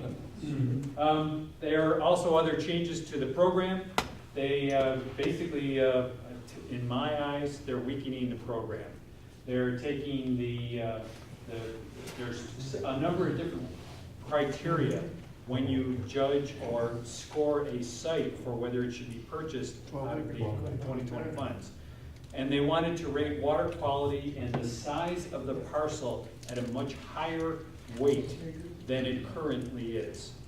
So that means smaller sites won't get the attention that they have in the past. They also want to change the process of nominating a site. And this is a little bit more complicated, I don't want to spend a lot of time on that, but normally now a site comes to the 2020 committee. We are, me as a owner of a property, I'd like to come to the county and offer to sell my property to you, and then there's a discussion on that. Instead, there's going to be they're proposing well, every year we'll have some sites come up and we'll decide which ones we want to at that point. It's not as well calibrated as the system that they have now. Another thing that's probably the most concerning is there's a citizen advisory committee to the county commissioners called CLASAC. It's a Citizen Land Advisory Committee, something or other, I can't remember it all. After 4 letters, I forget. But basically, it's the Citizen Advisory Committee that does the screening, the calculation of the scores. They deflect a lot of criticism on the program off of the BOCC. They take it themselves. They do a lot to get this program moving. They want to, instead of having this committee meet on a monthly basis, maybe 1 or twice a year. Basically, they're diminishing the role of the citizens in running that program. Now on to the really good news about Troyer Brothers. Troyer Brothers, I want to show this slide again just to show you where we're talking about. Troyer Brother Mine is this fairly long property right here. It stretches from 82, and there is a small part of their property which extends to Corkscrew Road. This is a proposed mine. It's right next to the old Corkscrew Plantation Mine, which is this 4,000+ acre property. This one, so now you know where they are. Old Corkscrew has been going through a number of rezoning hearing examinations. There's the dates on there. I've never seen one since I've been involved that's had this many hearing dates. The next one is June 12th, so what is that, 6 or 7? So they have been taking testimony from a number of different consultants and private individuals and various organizations such as the Conservancy, ECCL, a number of our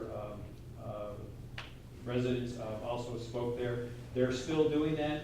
After the 12th, the hearing officer will prepare a report.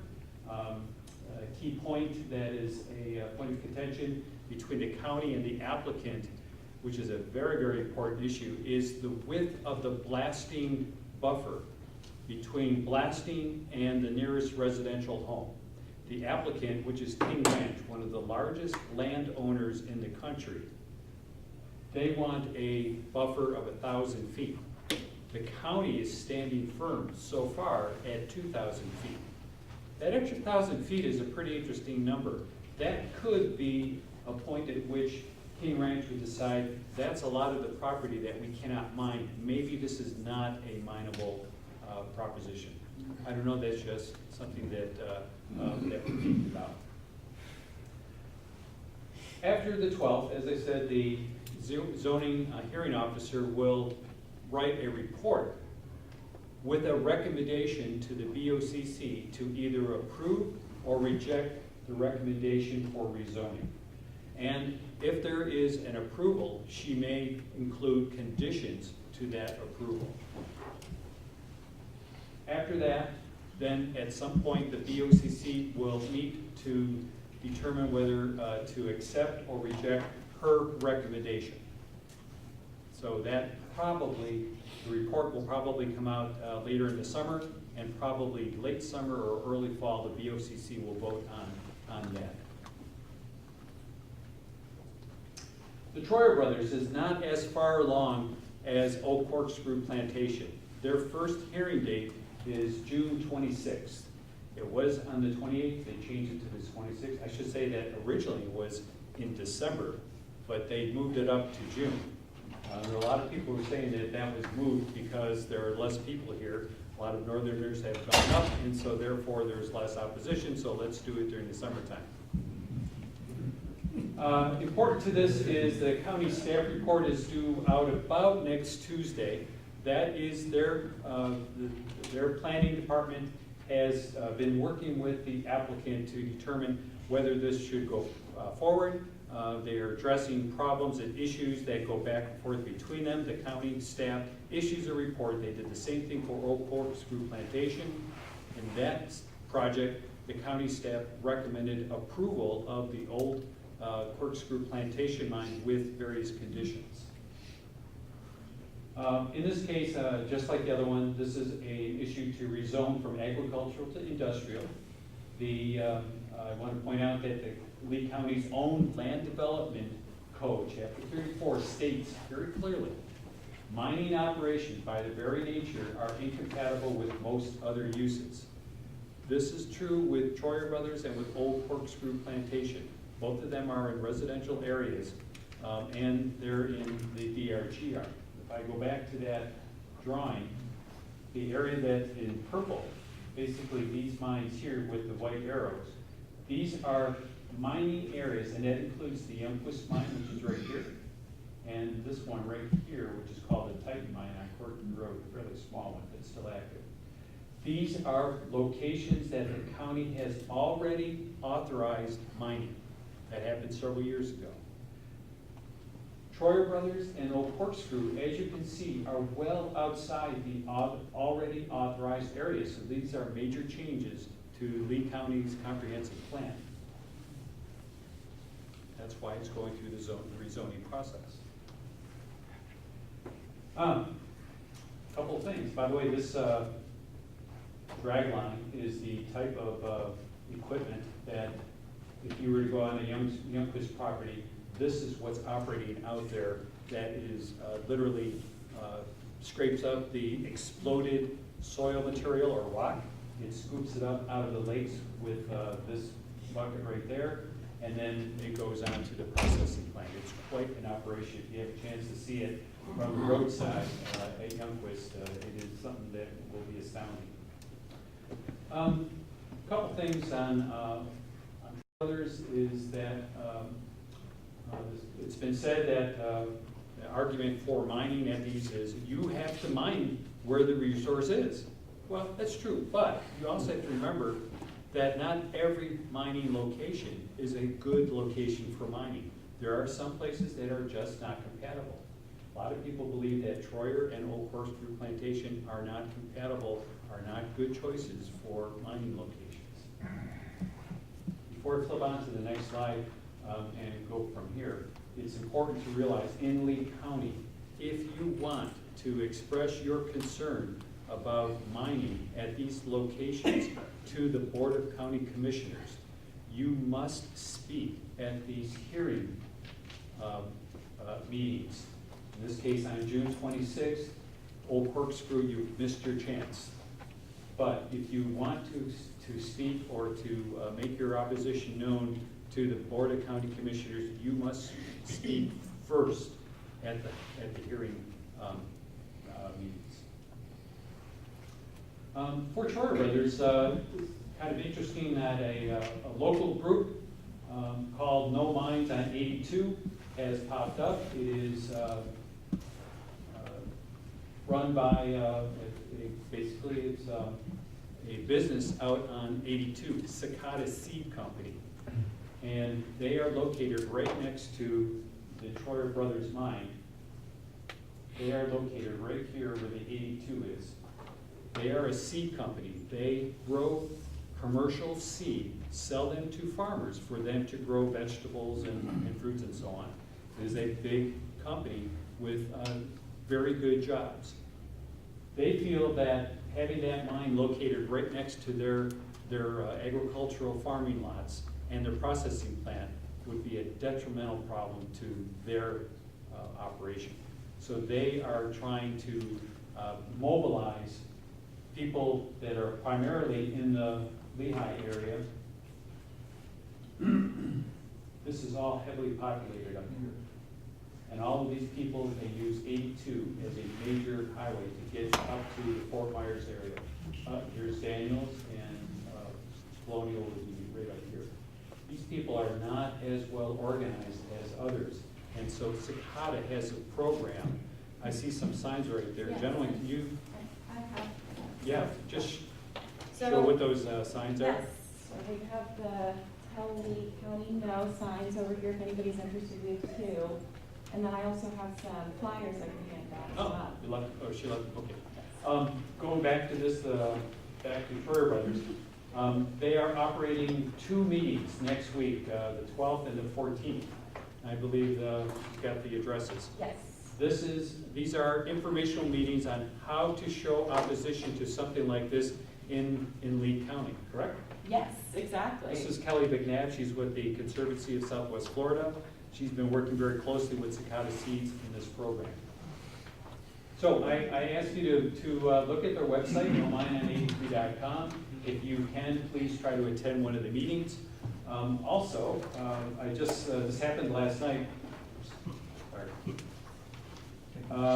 Wink News had a video. They interviewed Randy Johnson, who runs Cicada Seeds up on 82, and he gave an interview about their problems with the Troyer Brothers mine. I snuck this Wink News website on there where you can view the video. It'll be on the report that's finally issued. It's on, is it on this flyer now? This. I think somebody said that it was. I'm not sure. I haven't looked at this one yet. Any questions about the 2 mines and 2020? Peter, that Troyer, that little strip that Troyer has going down the corkscrew, they say that they're not going to be using that for any trucks on the corkscrew, but they could.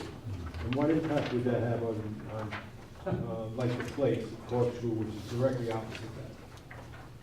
During the local planning agency review of this project, by the way, the LPA, Lee County's LPA voted this down for the transmittal of this project to Tallahassee for review. The BOCC reversed that and said, no, let's send it up there anyways.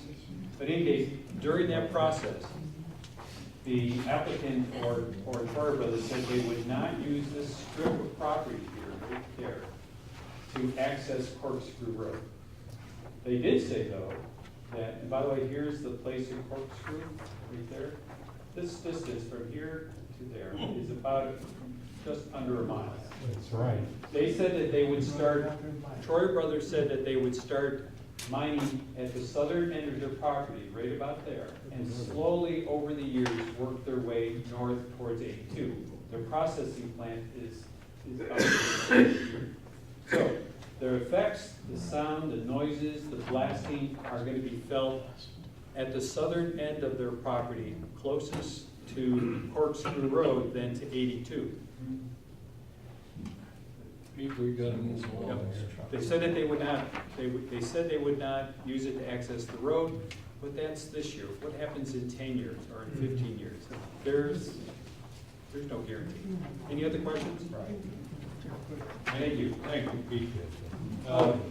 We have our next environmental committee meeting is the 22nd at 2 o'clock at 6 Mile Surface Loop.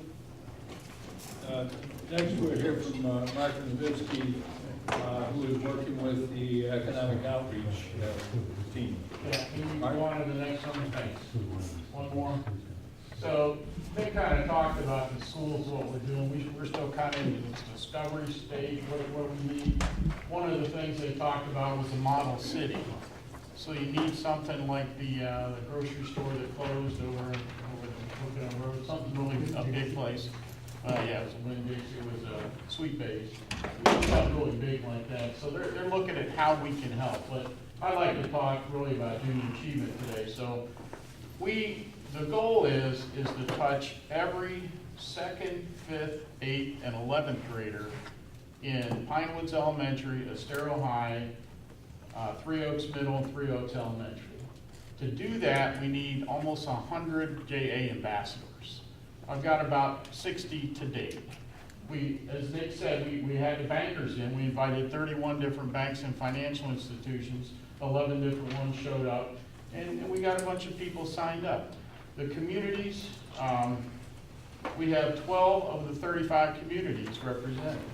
We got nobody from Wildcat, Coconut Shores, nobody from the Vines, Breckenridge, nobody from Marsh Landing. I'm kind of shaming you here if you haven't figured it out. Nobody from Bellalago, nobody from Spring Run, Country Creek, Rippery Point, or the Cascades.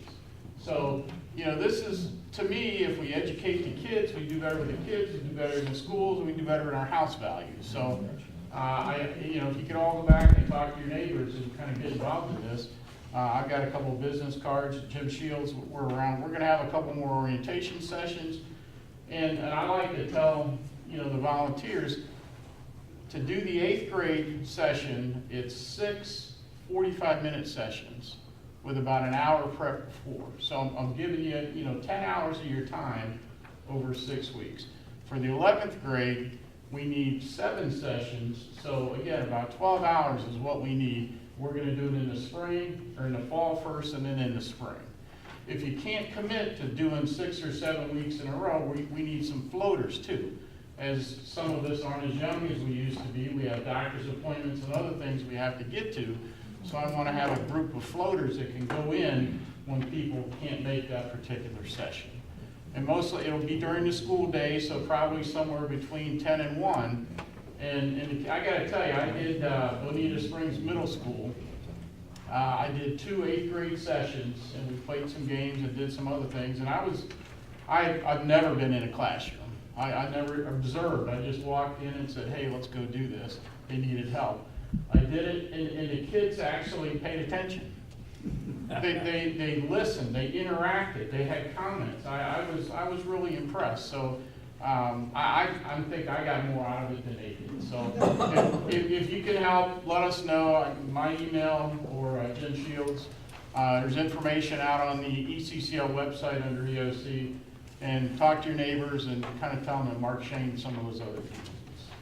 Thanks. Thank you, Mark. Any questions for Mark? Moving right along, Lowell Gerson and the health report. Good morning. Good morning.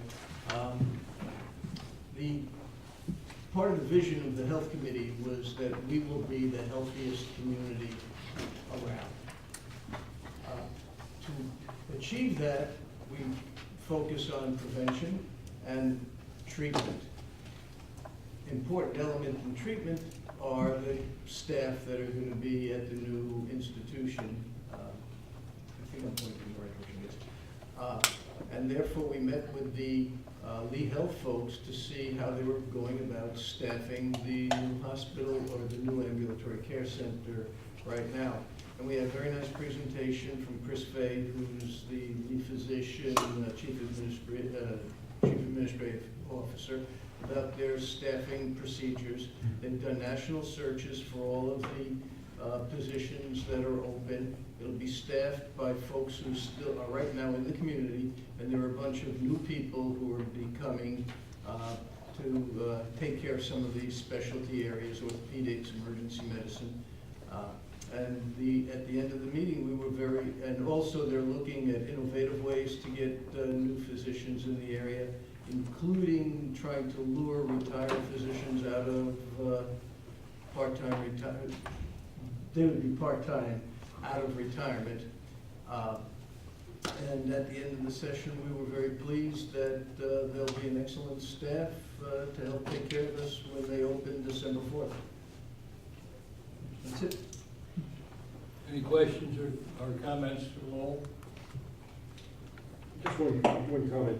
At the meeting, they also presented us with, they didn't publish it, but they presented us with the CVs of the people that they're interviewing. And before the meeting, we were a little bit concerned about who they would be hiring and the quality of physicians that they'd be hiring, because they have financial obligations as well. And I can tell you that reviewing the CVs, I think we were pretty impressed. They were coming from good schools. They weren't all foreign medical graduates. They did residency programs. So we were encouraged by them. Yeah, I I was impressed that they have, what, a five-person full-time staff just for recruitment? And they have contracts with 5 other independent firms to help them with their recruitment, right? Yeah, they have 5 search firms and 5 full-time staff, as well as offering incentives to a local physician who refers another physician. So we were, as Neil said, we were pleased that they're doing it the right way and that there's a good group of folks who will be, physicians who will be taking care of us.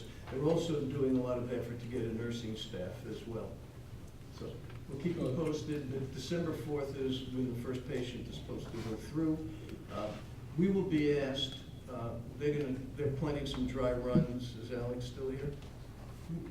No. They're planning some dry runs to iron out the wrinkles in the procedures going through the thing, and folks in Estero would probably be asked to be